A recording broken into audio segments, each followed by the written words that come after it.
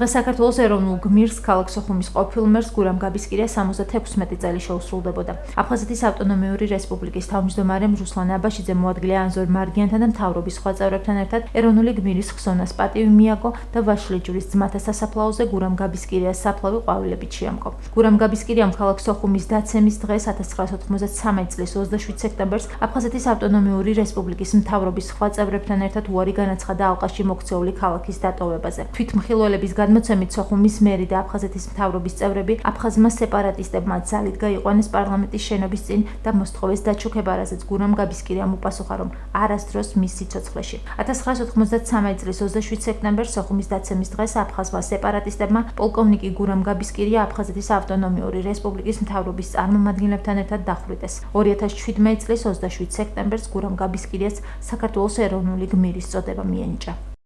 გურამ გაბისკირი არის ერთ-ერთი ყველაზე მნიშვნელოვანი პიროვნება, რომელიც არის დაკავშირებული აფხაზეთთან.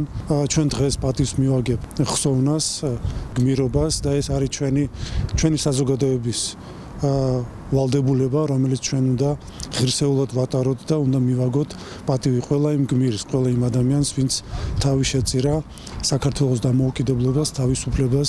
გურამ გაბისკირია იყო ქალაქ სოხუმის მერი, მას არც ერთი დღე არ დაუტოვებია სოხუმი. იდგა ბოლომდე და თავი შეაკლა. ეს არის ვაჟკაცი კაცი, ასევე ბატონი ჟიური შარტავა, ასევე გენო ადამია, ასევე მამი ალასანი, ესენი არიან ჩვენი ქვეყნის გმირები, არიან ვაჟკაცები ჩვენი ქვეყნის და მინდა მათი ხსოვნა იყოს არ დაივიწყოთ ჩვენმა ახალგაზრდობამ და ჩვენმა მეომრებმა.